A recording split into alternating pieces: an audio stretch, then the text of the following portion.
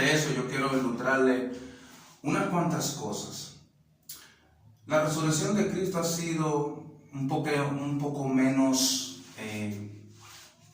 considerada, pero no tan creída. Muy considerada, pero no tan creída. Con lo que hemos visto en estos días de Semana Santa, todo el mundo está, tú sabes, ahí reflexionando y eso y todo lo demás. Pero la realidad es, si la realidad es conocida, la resurrección no es para ser considerada. La resurrección no es para ser considerada o menos creída o creída a la manera, no. La resurrección es una cosa.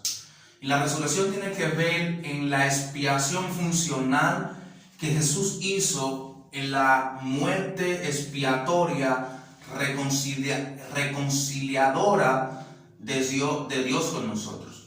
Y es así, debe de ser así. Y eso ha surgido una y otra vez con lo que Pablo nos dice en Corintios. Pablo nos dice en Corintios capítulo 5, capítulo 15, primera carta de los Corintios, capítulo 15, mas Cristo ha resucitado de los muertos, primicia de lo que durmieron es hecho. Capítulo 15, versículo 20.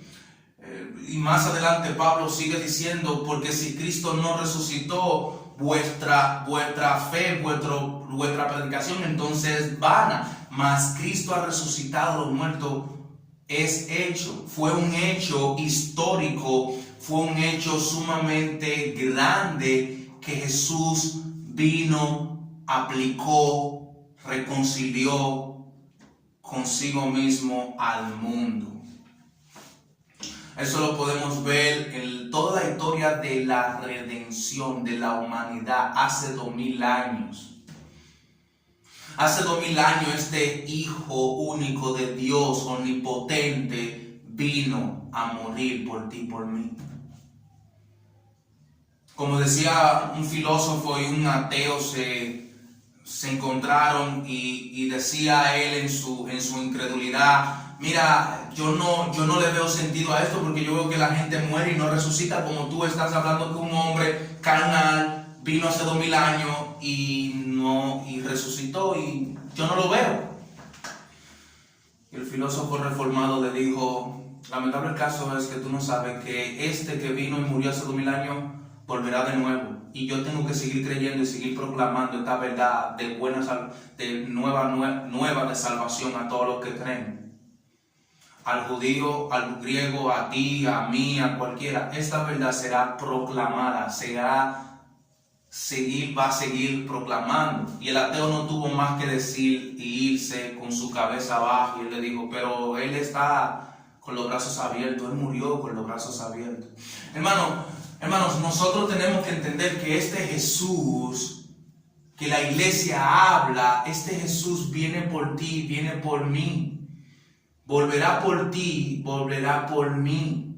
Este Jesús. Pero Él quiere que nosotros vivamos una vida auténtica. Él quiere que nosotros vivamos una vida nueva. Él quiere que nosotros nos sometamos al señorío que Él ha dejado aquí en la tierra. Él quiere eso de ti, Él quiere eso de mí. Antes de entrar a los versículos, esa es una manera de introducción. Déjame hacer una corta oración, y si tú estás en tu posibilidad, inclina tu rostro. Señor Dios, habita en nosotros, considera nuestros gemidos, está atento a la voz de nuestro clamor, oh Dios. Pero gracias por tu Hijo, gracias por tu Hijo, gracias por tu Hijo, porque vino y resucitó para dar una vida nueva, para dar una vida de búsqueda, una vida separada, sin separación de ti, sin hábito pecaminoso. Gracias, Jesús, porque tú volverás pronto y volverás por tu iglesia. Gracias. Te lo pedimos en el nombre de Cristo Jesús, que te glorifique. Sé tú con el predicador, no sé yo, sé tú.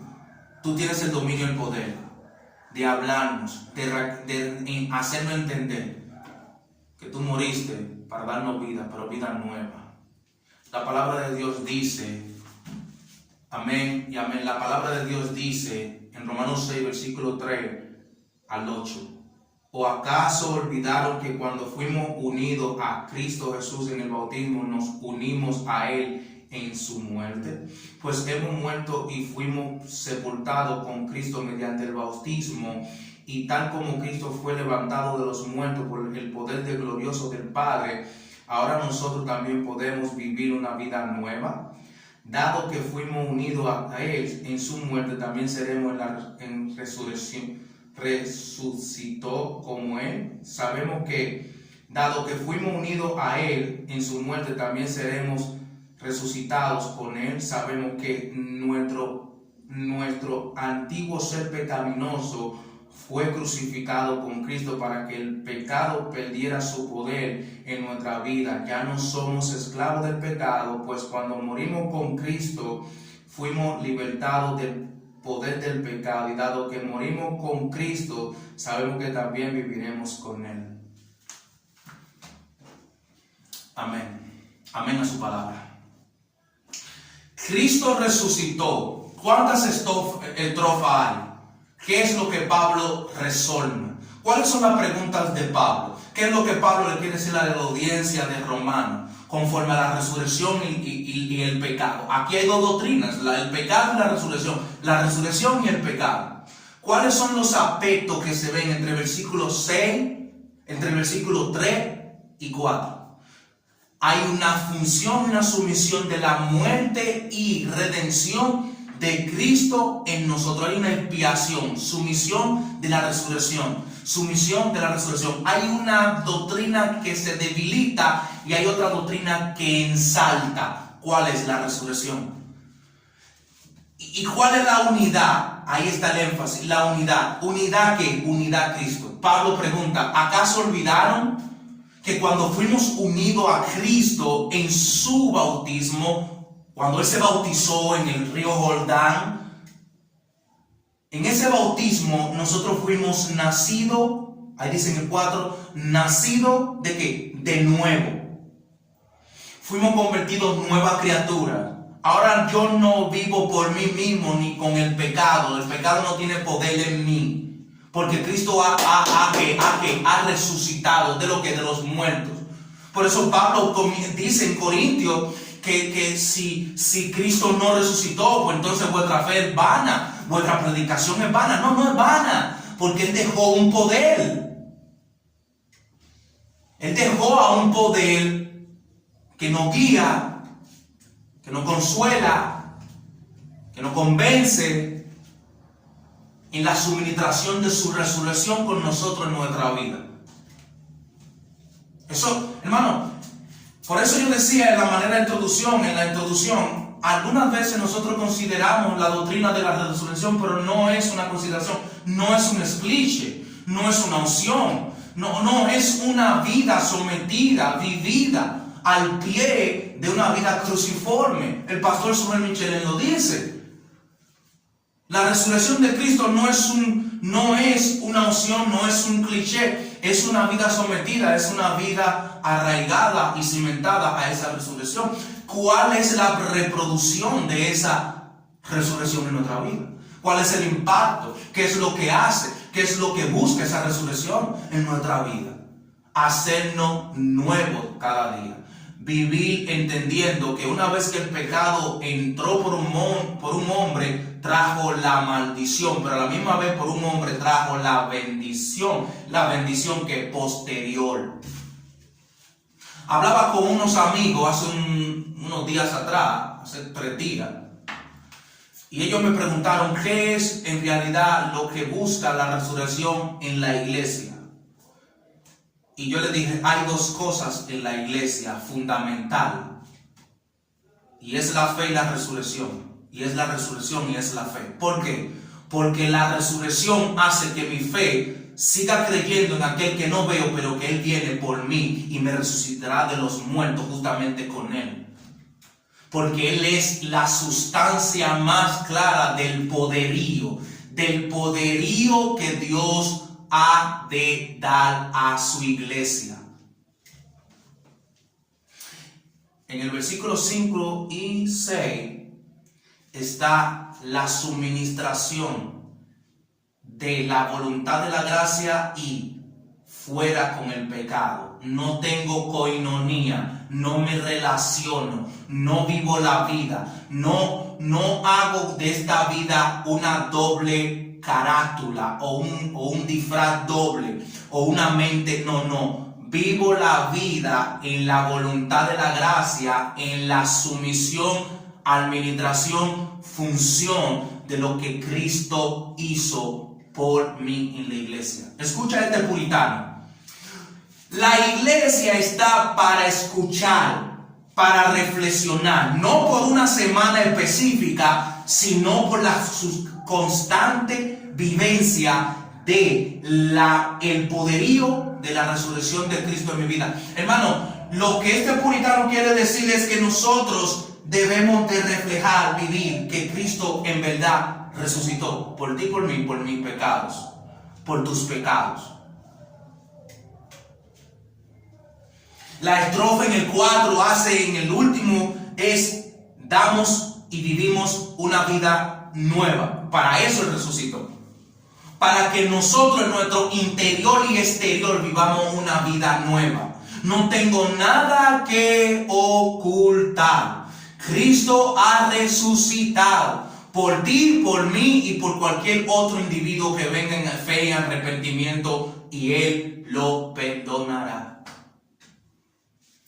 J.J. Packer dice: la solución del pecador se encontró en la cruz. La cruz funcionó en unir todas las cosas con Cristo en la dispensación del tiempo para cumplir en el tiempo la promesa intachable de Dios cuando dijo: consumado es.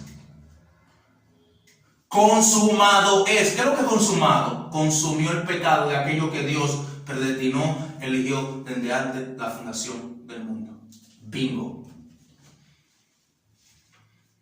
Dado que fuimos unidos, ahí está la palabra nueva, fuimos unidos a Él en su muerte, también seremos resucitados con Él. Hermano, hay que morir para vivir. Martin Lloyd Jones lo dijo de esta manera: mientras yo muero a mí mismo, a mi interior pecaminoso, yo vivo para el señorío de mi Señor, de mi Maestro.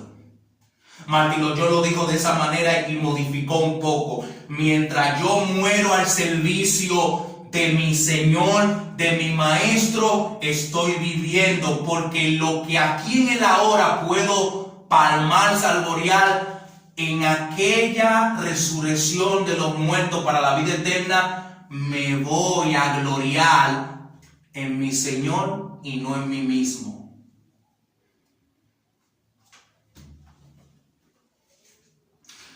¿Qué tanto? Déjame ir un poquito más a lo práctico. ¿Qué tanto estoy yo convencido con mi familia, con mi hogar? ¿Qué tanto estoy yo convencido de que este Señor vino y resucitó por mis rebeliones?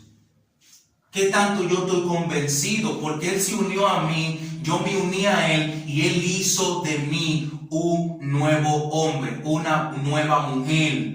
Si no es así, en vana entonces vuestra fe y nuestra predicación en su resurrección, porque lo que hace la resurrección una vez que yo vengo en arrepentimiento y fe con mi Señor es cada día darme una vida de arrepentimiento, una vida nueva, una vida constante en Él. Sigo a Jesús, vivo a Jesús, modelo a Jesús, soy un teólogo por Jesús. ¿Y tú a quién sigues? ¿Y tú a quién sigues?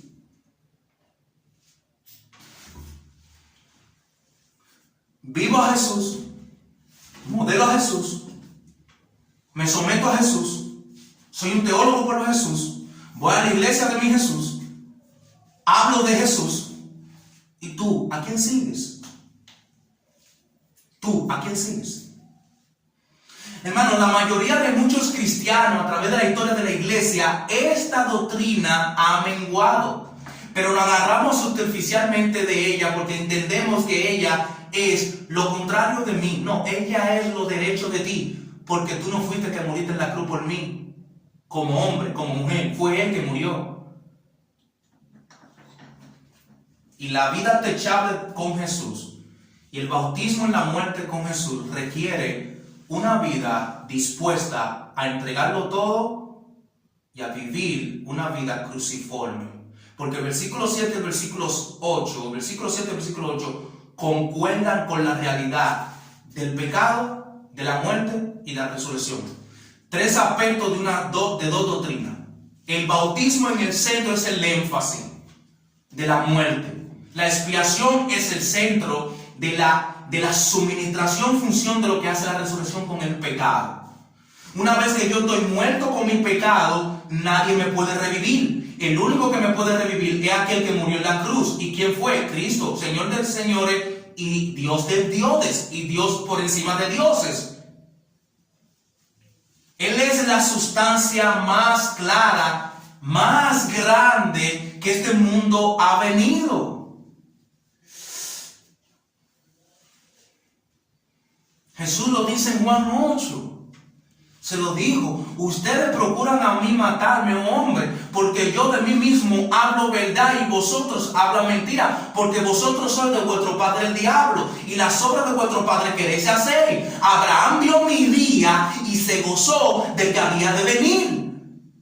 Y se gozó. Él es la primicia de todos los muertos de la historia de la iglesia. Él volverá. Y cuando Él vuelva, necesita que tú entiendas que estés del lado, o que tú te reconcilies antes que Él vuelva, de tu pecado a Él, porque Él va a descansar toda su ira sobre ti y sobre mí si no venimos a ese Dios omnipotente, omnisciente, que entregó a su último hijo, que su hijo dijo en la cruz: ¿por qué me has abandonado?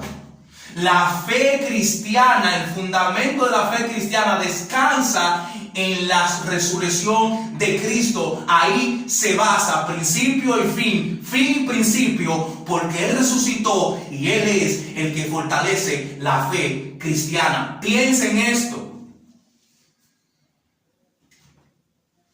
El versículo 7 concluye, el 8: pues cuando morimos con Cristo fuimos librados del pecado, y dado que morimos con Cristo, sabemos que también viviremos con Él. De anticipado.